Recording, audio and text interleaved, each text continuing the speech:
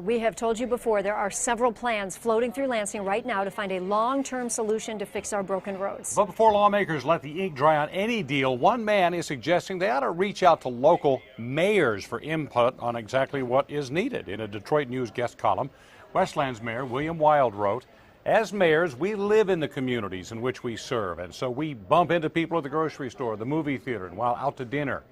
We are approached on a regular basis about all kinds of issues and concerns, including roads. Not only do residents express concerns, but they often suggest solutions." He goes on to say, as Lansing determines its next move, it should seek ideas from Michigan's mayors. We are on the ground working every day with the residents who will ultimately vote on the plans proposed at the state level. And joining us now is Mayor Wild and Rochester Hills Mayor Brian Barnett. Both of you, thank you for being with us. Mayor Wild, let's start with you here. You say that you're hearing from people.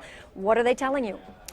Well, first of all, I got to think that they tried to send a message back to Lansing, and when you take a look at the numbers from that recent proposal, you know, it was a slam dunk. They send it back to Lansing, and you know, a lot of people have a lot of reasons why that happened, but I can tell you that being the man on the street, I think it was a protest vote. You know, a lot of people say that was a very complicated bill, but you know, it wasn't that long ago they were able to pass a very complicated personal property tax bill. So I think the people at home took this opportunity to send a message back to Lansing. Yeah, Mayor Wild, while you say you are in touch with the people of your community, you did support Prop 1, which went down in flames. So are you perhaps disconnected from what you think they're telling you? Well, that's a great point, Stephen. I can tell you I support it for a lot of reasons. I thought that this was the best plan that they had at the time. I can tell you it brought real money into the city of Westland. When I met with my residents, I told them that if you vote yes on this bill, it's going to help the citizens of Westland. By year 3, would bring in an extra $4.5 million a year that I could use to help work on the roads. That's why I supported it. What I found out when I supported it was that people were angry. They were very disconnected with the state legislators. They did not like the way this bill was put together. They didn't like the fact that the state thought that maybe the citizens should vote on the roads, but at the same time they didn't give the citizens a chance to vote on raising their pensions a while back. So they were very upset. I got to tell you, I did support. I didn't hide from it.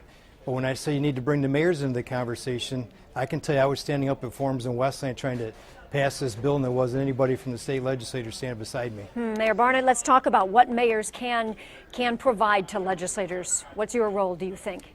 Well, I think we do have, as Mayor Wild suggested, a unique perspective because we do live in these communities. And as you spoke about at the beginning, I think the disconnect was Lansing really gave us calculus when the residents, at least in Rochester Hills, wanted simple math. They wanted simple addition. It was a project for the roads, and it had so many ancillary projects and items that were sort of stapled to it. Mayors, I think, are very well connected, and you have Democrats and Republicans even on your program today, but as you hear us talking, you hopefully don't know who's who, because it's all about fixing roads and investing in infrastructure, and we all recognize that nothing was solved earlier this month. We still have the same problems we had 30 days ago. Now, mayors, the other day we spoke to Congresswoman Brenda Lawrence from Washington. She is the former mayor of Southfield, as you well know, and she talked to us about how short-term solutions make it difficult to fix roads. Let's listen. When we do short term, what that does, it does not allow cities and municipalities to plan for the future because they only have enough money for the project today. Yeah, talk about what she had to say there. Is that what you both face? You know, it is, and I think, you know, Mayor Barnett does a great job. He's a visionary in Rochester Hills. I think what mayors are trying to do is take a longer look at things because our communities have a lot of problems. Infrastructure is one of those things that are short-term solutions, not going to get the job done. So I think that Congresswoman was right on point on that.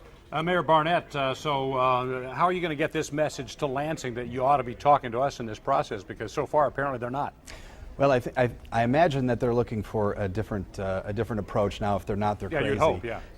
You know, one of the things that we've done is we have taken a longer-term approach, and we've taken many of our debt millages that have expired and rolled them over, asked our residents if they're willing to take that money that was going for something else and now putting it to roads. And now we have in our community over the last 3 years a much more dedicated funding source for roads. It's not perfect, but how do you eat an elephant one bite at a time? And municipalities and mayors, I think, as Mayor Wild suggested, are in a really decent position to find those intermediate solutions to get us something more permanent. Well, we hope something permanent is announced soon and can be voted on and passed so we can get these roads fixed. Mayors, thank you both very much for being with us tonight. Thank you. Thank you.